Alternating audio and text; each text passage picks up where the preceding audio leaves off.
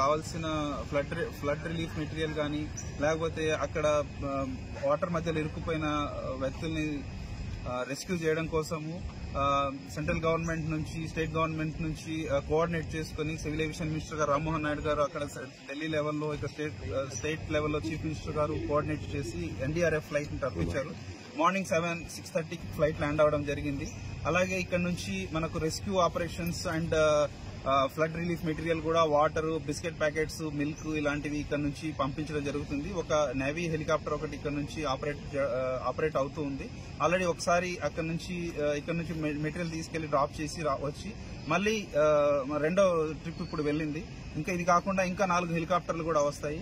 Morning వచ్చిన IL-76 హెలికాప్టర్లో IL-76 పెద్ద ఫ్లైట్ లో ఇండియన్ ఎయిర్ ఫోర్స్ ఫ్లైట్ లో 122 మంది ఎన్డీఆర్ఎఫ్ పర్సన్స్ రావడం జరిగింది. వాళ్ళతో పాటు చాలా ఎక్విప్మెంట్స్ కూడా తీసుకురావడం జరిగింది. మొత్తం అన్లోడ్ చేసేసి ఇప్పుడే జస్ట్ బయటికి పంపించడం జరిగింది.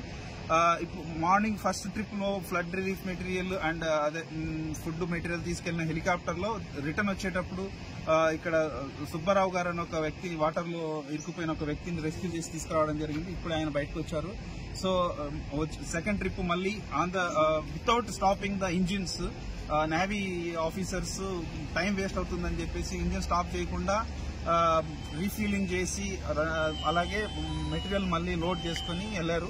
ఇప్పుడు ముఖ్యంగా జరగబోయే విషయం ఏంటంటే అక్కడ మనకు ఫుడ్ కన్నా అందులో వాటర్లో ఇరుక్కుపోయిన వ్యక్తుల్ని రెస్క్యూ చేయడం అనేది ఇంపార్టెంట్ కాబట్టి హాఫ్ లోడ్ మాత్రమే రిలీఫ్ మెటీరియల్ తీసుకెళ్లారు. దాన్ని ఎంత త్వరగా వీలైతే అంత తొందరగా డ్రాప్ చేసేసి మిగతా ప్యాసింజర్స్ ని పికప్ చేసుకుని వస్తారు. ఇది కాకుండా ఇంకా 4 హెలికాప్టర్లు రావడానికి అవకాశం ఉంది. సో మన విజయవాడ ఎయిర్పోర్ట్ నుంచి మొత్తం వాళ్ళకు కావాల్సిన ఎటువంటి టైం వేస్ట్ చేయకుండా అన్ని సహకారాలు అందిస్తూ మా ఆపరేషన్స్ మేనేజర్, మా ఆపరేషన్స్ పర్సన్స్ అందరూ చాలా ఎఫిషియెంట్ గా పనిచేస్తూ ఫ్లడ్ రిలీఫ్ చేయడానికి మా వంతు సహకారం అందించడానికి మేము కృషి చేస్తాం. ముఖ్యంగా మాకు నిన్న సాయంత్రం నుంచి కూడా నాకు డైరెక్ట్ గా సివిల్ ఏవియేషన్ మినిస్టర్ గారు స్వయంగా ఫోన్ చేసి నైట్ అంతా ఇక్కడే ఉండి వచ్చే ఫ్లైట్ ని అకామిడేట్ చేసి వాళ్ళకి కావాల్సిన సదుపాయాలు కలిగించమని చెప్పారు. అందుకే రాత్రి అంతా మా సిబ్బందితో పాటు మేమంతా ఇక్కడే ఉన్నాము. నైట్ వచ్చిన ఫ్లైట్స్ కి వాళ్లకు మెటీరియల్ లోడ్ చేయడానికి, అన్లోడ్ చేయడానికి మెటీరియల్ కూడా స్వయంగా మా స్టాఫ్ స్వయంగా లోడ్ చేయడం కూడా జరిగింది. మా స్టాఫ్ అందరూ సహకరిస్తున్నారు, పోలీసు వాళ్ళు సహకరిస్తున్నారు, గ్రౌండ్ స్టాఫ్ సహకరిస్తున్నారు. అలాగే ఇక్కడున్న ప్రతి ఒక్కరు కూడా rescue operations and relief operations చాలా సమృద్ధిగా కరెక్ట్ గా జరగడానికి అందరూ హెల్ప్ చేస్తున్నారు.